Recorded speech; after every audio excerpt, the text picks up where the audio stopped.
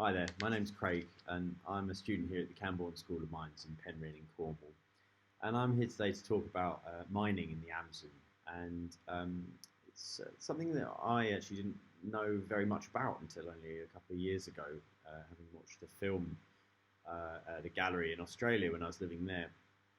And I think that most people, when they think of the Amazon, picture tall trees and lots of green and very hot and humid, and also lots of native indigenous people living there. Whereas I don't think they necessarily always think of gold mining. And that's what's actually happening in a mass and illegal sense all over the Amazon. And today I'm talking about this issue and whether or not balance between mining activity and the preservation of native cultures could be sustained in this kind of setting. Now, as I say, the first time I was made aware of this was in 2022 when I went to a gallery in Melbourne, Australia, where I was living, and I watched a film called Broken Spectre by Richard Mosse. He's an Irish photographer, and he used hyperspectral imaging to sort of visualize deforestation in the Amazon for things like cattle farming and for mining activity. So it was here that I was made aware of the Yanomami people, and there was one particular testimony from a lady named Adnea, who I'm going to show the video of next, and she was extremely angry as the night before this footage was shot, she was actually shot at by illegal miners and chased into the jungle with her children. So this is the following day, and I think you could probably feel her anger just like I did when I was watching the film. So yeah, I'll let Adnea speak for herself, frankly.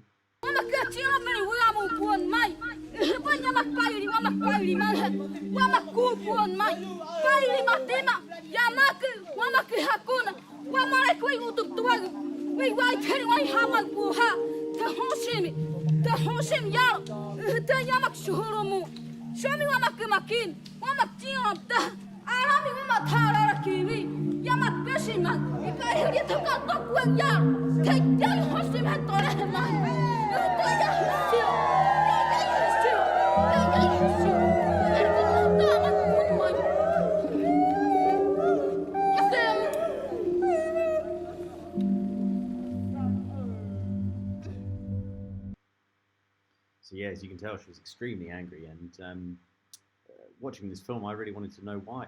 So yeah, I tried to figure that out, and here we are. So it's led me to make this presentation, basically. Now, a bit of background first is the Yanomami people. They live in protected lands established in 1992 in a region known as Roraima in the Amazonia state of northern Brazil. The Yanomami themselves, they actually cross into Venezuela as well. This is a region which is obviously highly biodiverse, and it's many World Heritage sites, such as Mount Roraima in the photo at the top there. It's a big sandstone plateau even. It also encompasses 30 national parks, and almost half of the land there is actually protected. And that means it was protected from all mining activity as well. Now, the Yanomami people themselves, they were uncontacted until the 1940s as the borderline between Brazil and Venezuela was being drawn up. And that brought lots of Western illnesses to the region, which killed a large population of the Yanomami people, unfortunately. But despite this, today there's an estimated population of around 38,000 of them, and around 12 to 15,000 years ago, they think that's when the migration over from Asia began, as they traveled across the Bering Strait and traveled down through the Americas to where they are today. So really long and arduous history they've had to get here. They faced a lot of adversity. And now they actually live a really interesting way of life. It's sustainable. Essentially, they live in small communal sites. These are llanos, as you can see, this circular construction here with these shelters. And underneath each of these shelters is one family, and they build their own fire that they all sleep around. And they live off the land, they make small farming plots, and they hunt and eat the fish from the rivers, and then after 5 to 10 years, they move on with very little impact to the forest, which they're totally reliant on. And during this time, miners, during the time the Yanomami have been here, living here, there have been many phases of mining activity that have encroached on their way of life in phases driven by a number of issues. typically to do with economic crises and political unrest and poverty-driven situations as well. But I suppose what brought the miners here was what really got me thinking. And so this is all based in the geology, essentially. And what happens is in this pink region at the top there, you can see outlined in red is a garimpos active area. And the garimpos are the mining camps, the illegal mining camps. So in Roraima, which is there with the garimpos activity, you see these pink rocks underneath. And these are the Paleoproterozoic orogenic rocks. Now, long words, but really it just means very old, Paleoproterozoic, 1.7 billion years to be exact, at this part of the Guyana Shield, it's called, which is an ancient craton, which is just a big old lithospheric root, essentially, big old massive piece of rock, sitting and lying at very, very ancient and preserves a long history of orogenic collisions, so mountain building, basically. And these lie alongside some greenstone belts, and these are metamorphic rocks that have been altered and pressured and cooked up. And it's this configuration and metamorphism that creates the precipitation of gold in ore veins, and that's where the gold in the region comes from. It does come in from many different ways, but the main source of it is from this orogenic process, if you like, of these very, very old rocks. Now, how they get down there, they actually form in what's known as an alluvial deposit, and that's in a river, essentially. And in Roraima, this is the case that the gold, the veins that the gold is contained within, the auriferous veins, they are essentially eroded, and they get deposited downstream into the lakes, into stream sediments and river sediments, and also at the bottom of waterfalls, as you can see from the image here. So you can see the mother lode ore in quartz veins at the top there, that will contain the gold. And over time, these will be eroded and they will be deposited in what's known as placers down in streams. And because the gold is fairly dense by comparison, relatively speaking, it will sort of be deposited on the point bars or the lowest velocity areas of slower parts of the river systems. And it's particularly true in the Amazon, in the Orinoco Basin as well, that because it's a later stage of the river's life, the rivers lose energy, and that's when they dump all their sediment out. And this is what contains the gold, even though they are very small particles. So the miners know this, and it's now covering 20% of indigenous land is now covered by mine sites, and these are largely illegal, and there's about 300 or so of them in Roraima alone. And this is known as artisanal mining, is when it's sort of small scale and unregulated, and often, just not very much, consideration for wider aspects that mining activity could have on things like the environment and the people living there. So, as I say, artisanal mining accounts for 80% of the total of Brazil's exported gold. And in 2019, 106 tons was exported, so 80% of that, 81 tons of artisanally mined gold in Brazil, and most of it from Amazonia, which is a huge amount for one small region. As I say, 300 sites, all of them, most of them illegal, sorry, and this accounts for the majority of the activity. People are also able to pick up diamonds and molybdenum, tin, and aluminium, but this is dwarfed by the gold that is exported from the region. So I thought about this and wondered how on earth it could have possibly gotten this way since 1992 in its protected lands, particularly for the Yanomami. How's this happened, essentially?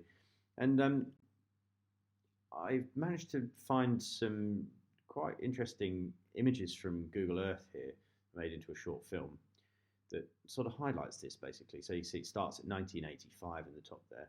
And if you focus on the left-hand side of the river channel here, the left-hand sort of arm of it, if you like, you can see a small fraction pop up on the left of the riverbank there, that sort of golden-looking sandy thing. That's actually an early gold mine. And as you can see, that actually began in 1992, which marks the change in, this marks a change in the economic backing of Venezuela's economy, basically. So they moved from an oil-based economy into exploring other areas, which meant that they tried to explore the Amazon for mineral resources, and this meant that they came knocking on the doors of the Yanomami.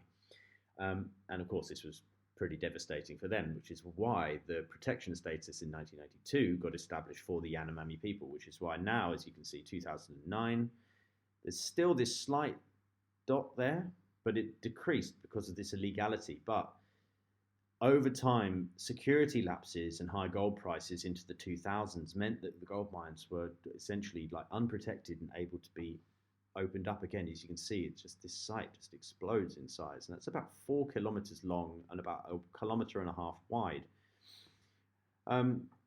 So yeah, just for a small scale, small artisanal gold mine to have blown up in such a large way is really quite shocking.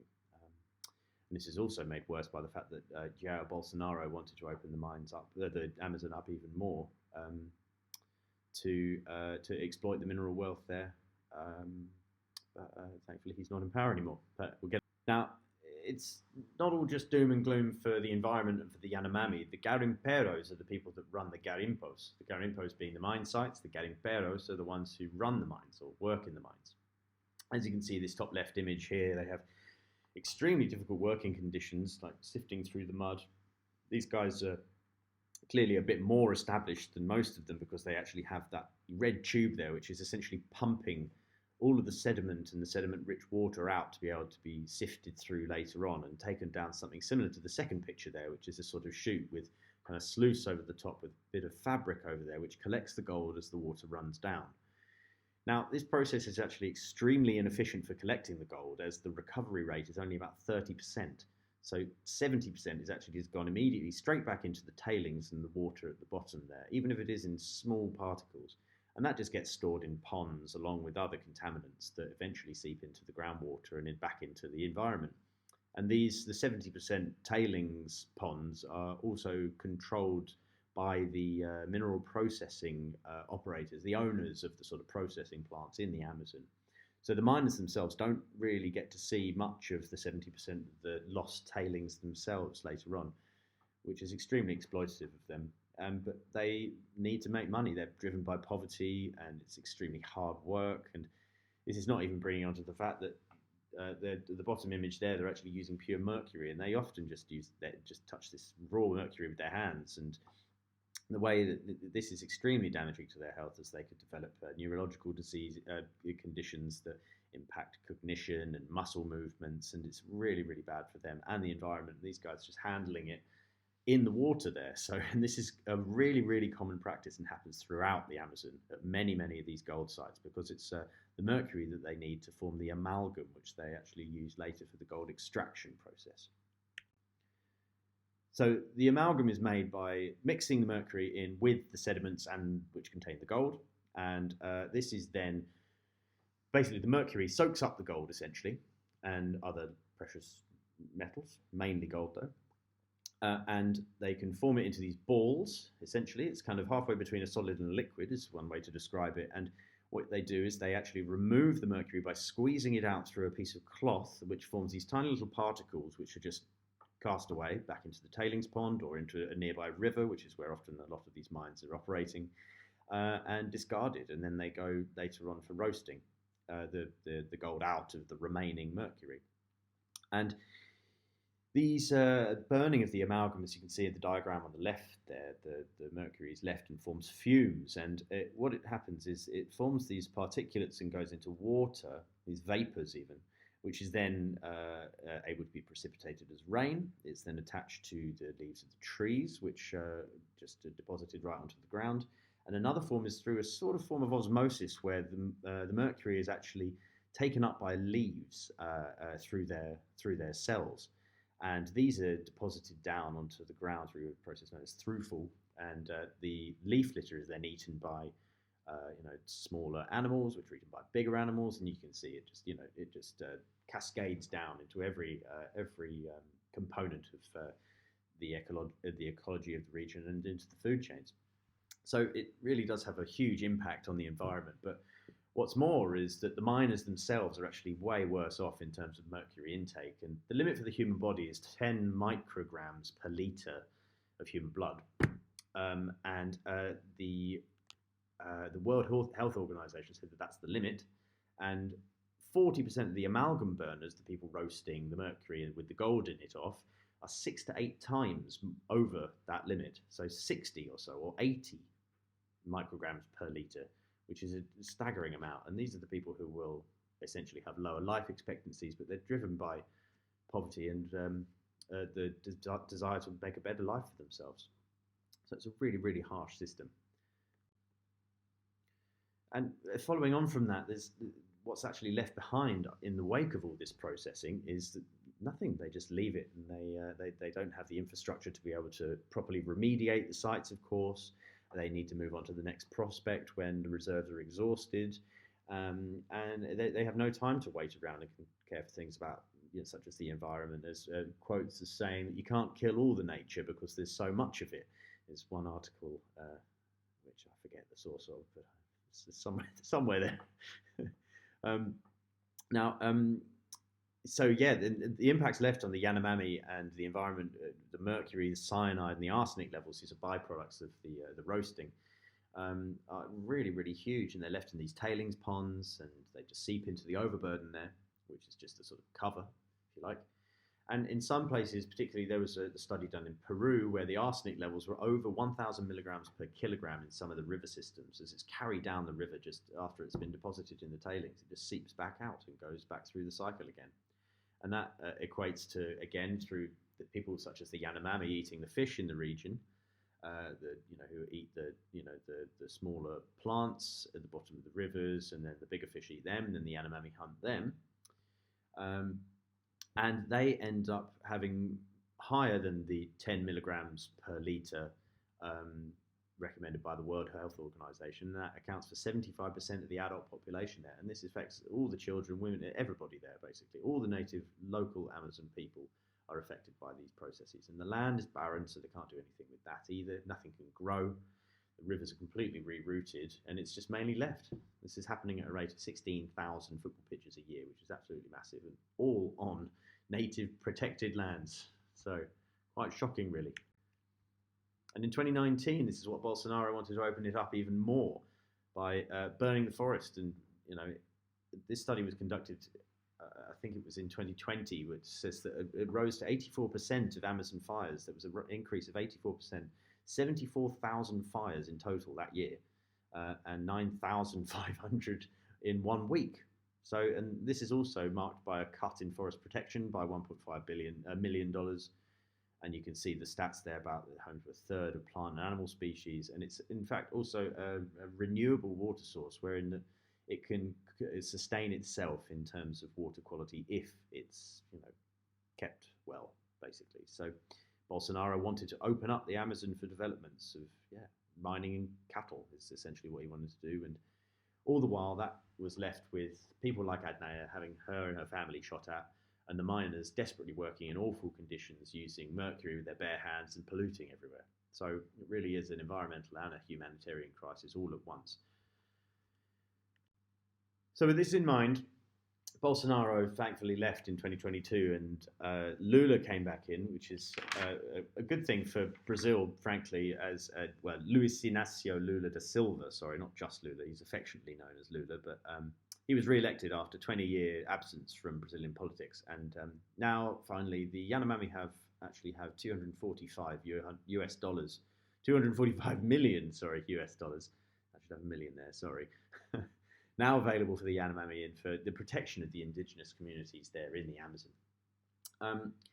But after some federal officials went and shut down a mine, in fact earlier this year, as the mining is still going on, one miner was left behind, and he said, Bolsonaro or Lula, the mining will still happen, because there's still desperation, there's still poverty, and this conflict is still going to continue unless major changes are going to happen.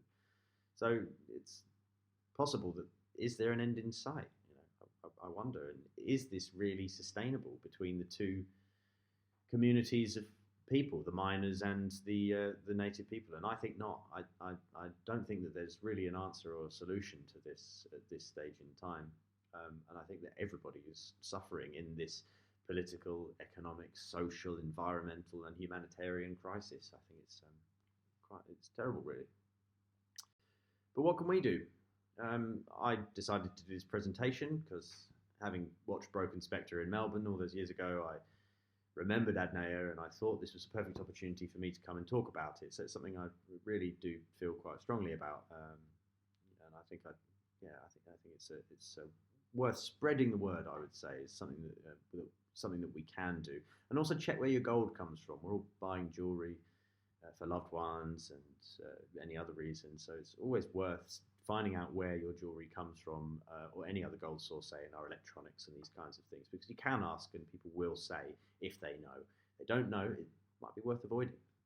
And to follow on from the struggle of the situation in Brazil, there, you can follow the links on the screen.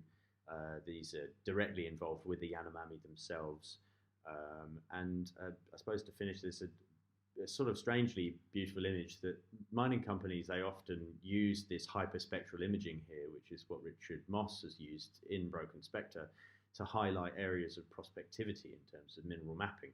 And that's exactly what he's done here in a sort of converse way of actually creating quite a striking image, but using it just to highlight the deforestation rather than possible prospectivity in the region. And an image I quite liked, and a technique that we as geologists use, but perhaps put to a different use, and I thought was quite poignant and relevant. So yes, thanks ever so much for watching. Again, I'm Craig, Camborne School of Mines. I really appreciate the opportunity to talk about this. Spread the word, I suppose. And yeah, thanks again. All right.